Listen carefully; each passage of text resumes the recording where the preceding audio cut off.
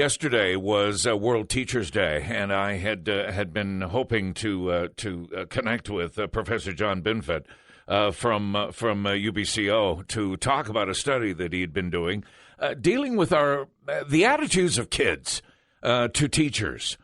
And I was quite struck by the fact that in his studies it finds that teachers are viewed with a really profound set of optics, rose-colored glasses, possibly, I don't know.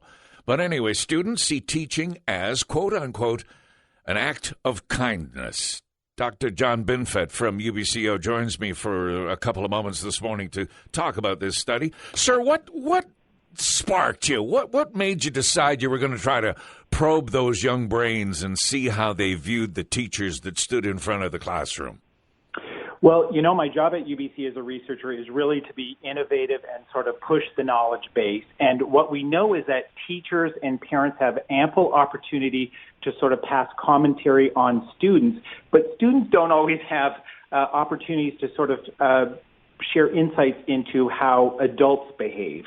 And so this study asked young children, kindergarten to third graders, to draw their teacher doing an act of kindness, and that had not been done previously. So that gave us a window into their thinking.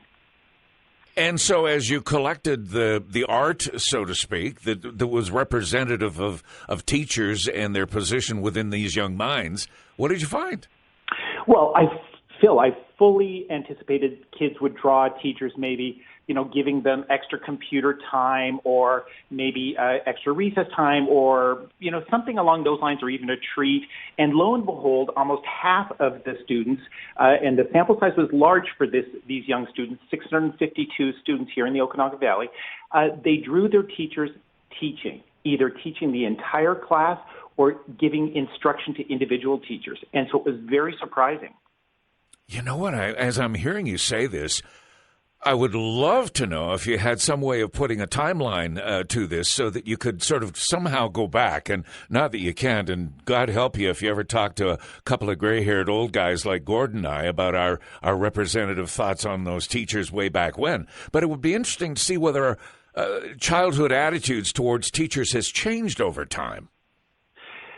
Right. Well, I think there is a shift in classrooms, certainly with this idea of focusing on positive psychology, or what we call positive education, where teachers are really trying to see the strengths in students versus sort of the deficits, what needs fixing. They're really looking at celebrating what kids do well. So I think the nature of relationships in classrooms is changing. You know what? I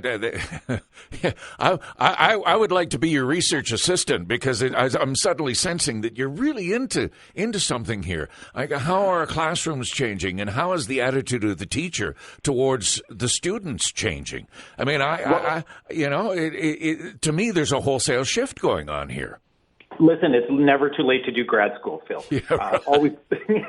Always looking for graduate students. Yeah, I think this is, representative of the field in general, that we are really looking to move away from maybe anti-bullying initiatives, for example, to look at more pro-social behavior or kindness in schools. And people are really curious about how to promote that. And that's my job at UBC. I had a teacher back in grade 5, grade 6 that you were afraid of him.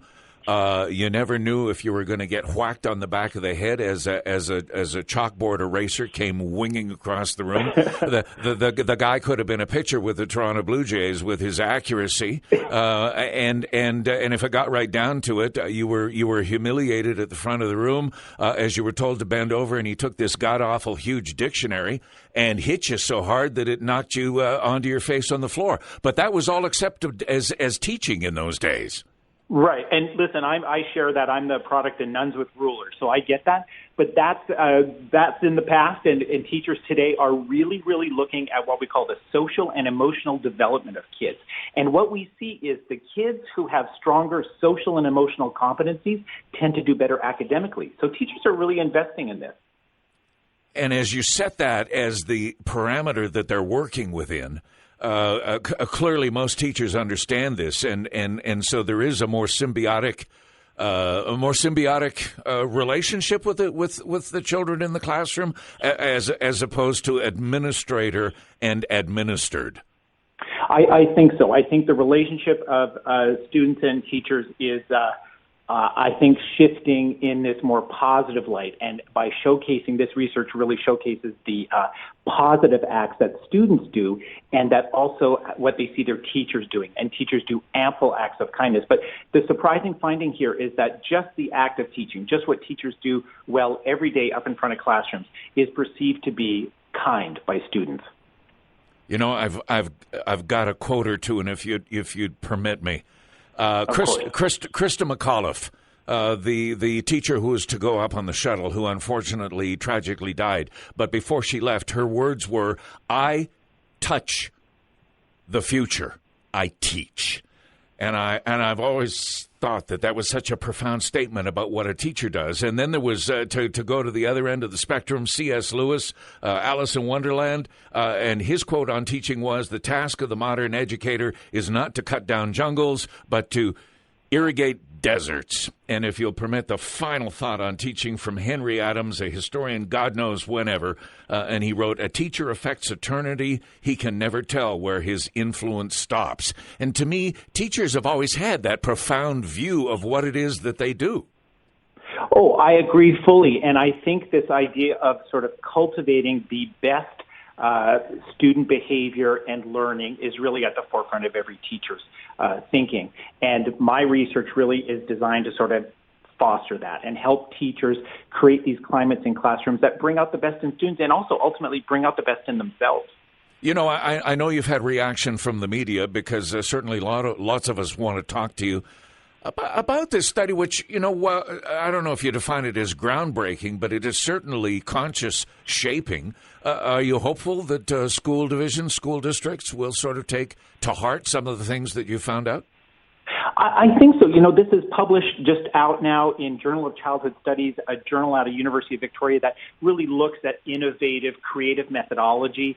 And that's really my job. And UBC encourages us researchers to try things differently. And so I hope that, my job is to kind of shift things in an applied way. I want to make conditions better for teachers and students in classrooms. And so I'm hoping this research pushes that forward a little bit.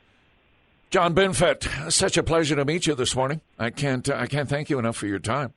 Anytime, Phil. Appreciate it. All right, sir. Professor John Binfet, UBCO, where he's basically taken a great look at those people who shape the minds of today's youth, and more to the point, today's youth and how they view the teachers that stand at the front of the classroom. Definitely a unique and interesting look at a relationship that has been going on for as long as there's been students and teachers out there.